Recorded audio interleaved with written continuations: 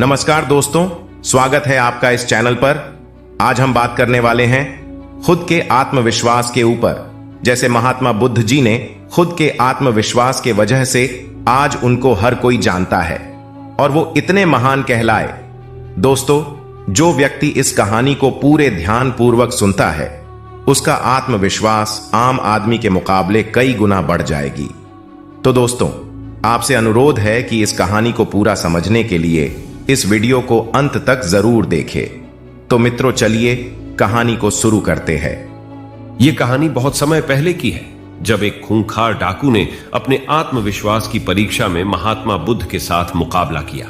इस आदर्शवादी और धार्मिक संग्राम में दो व्यक्तित्वों के भीतरी ताकतों का मुकाबला होने वाला है, जिसने उनके सोच, व्यवहार और जीवन को प्रभावित किया। क्या महात्मा बुद्ध के आत्मविश्वास और प्रेम का आदर्श खूंखार डाकू को पराजित कर सकेगा? आइए हम इस पूरी कहानी को पूरे विस्तार से बताते हैं। महात्मा बुद्ध कहीं नई जगह के पास भ्रमण पर जा रहे थे।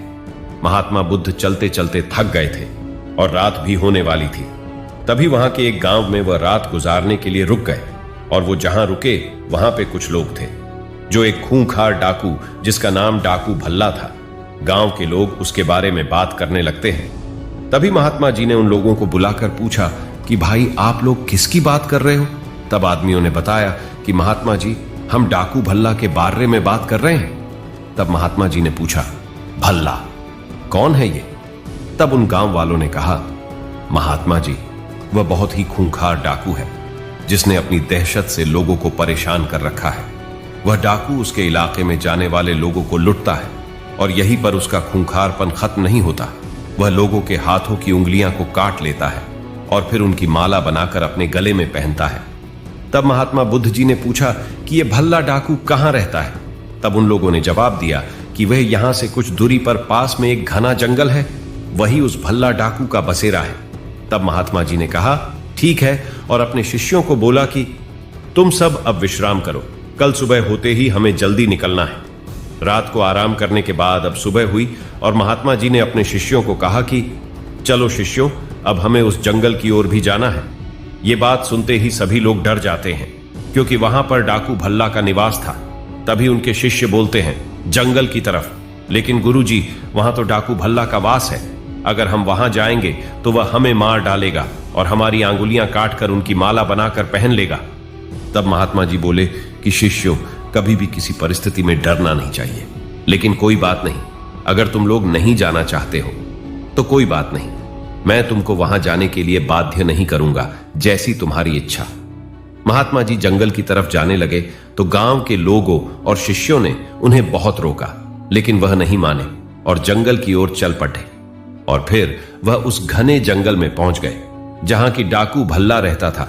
जब उस डाकू की नजर महात्मा जी पर पड़ी, तब वह महात्मा जी को बड़े आश्चर्यजनक तरीके से देखने लगा और सोचने लगा कि इस जंगल में आदमी साथ मिलकर भी नहीं आते हैं और ये इंसान यहां अकेला चला आया।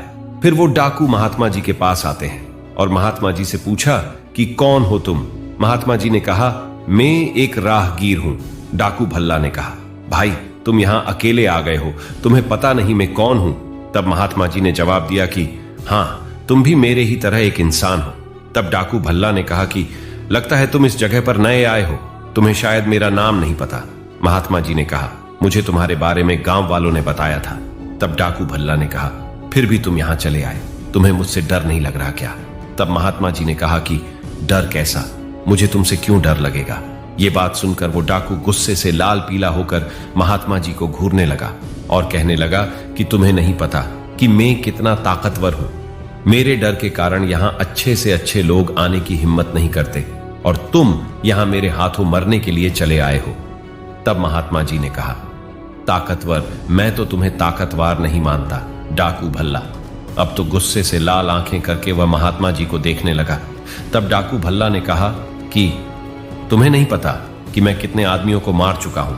मेरे गले में ये माला देख रहे हो, मैं उन आदमियों को सिर्फ लुटता नहीं हूं, बल्कि उनके हाथ की उंगलियां को काटकर अपनी माला माला बनाकर पहनता हूं। यह कहते हुए डाकू भल्ला बहुत जोर जोर से हेंसने लगा।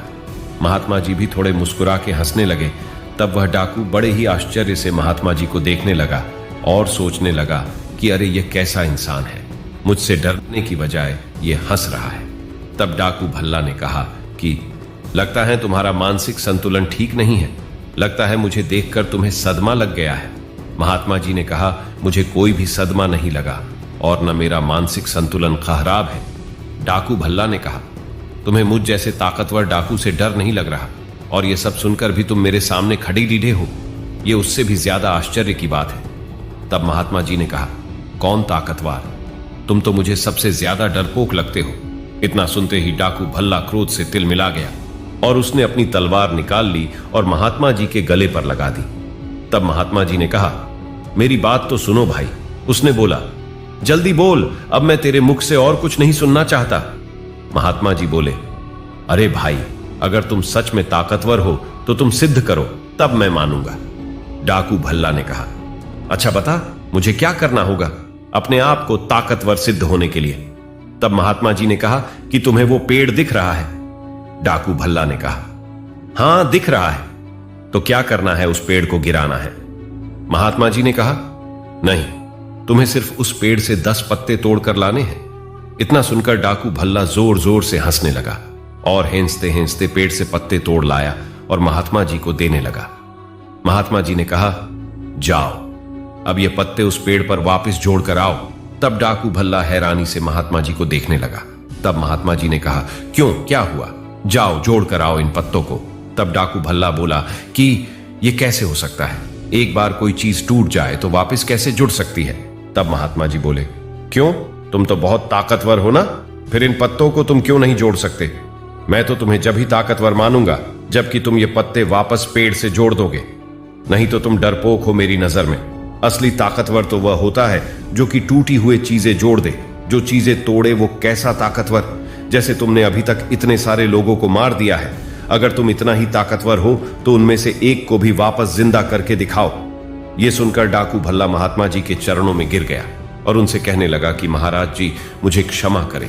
सचमुच मुझे आज एहसास हुआ कि मैं कितना बड़ा पापी हूं। मैंने कितने निर्दोष लोगों का खून बहाया और उन्हें लुटा। महात्मा जी बोले कि तुम्हें अपने पापों का एहसास हुआ, यह बहुत बड़ी बात है।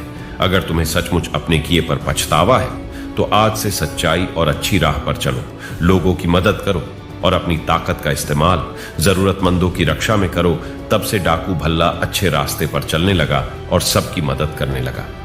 इस कहानी में हमने देखा कि खूंखार डाकू और महात्मा बुद्ध की आत्मविश्वास भरी मुकाबले के बीच एक अंतर था, जबकि डाकू आत्मविश्वास की कमी के कारण हार गया।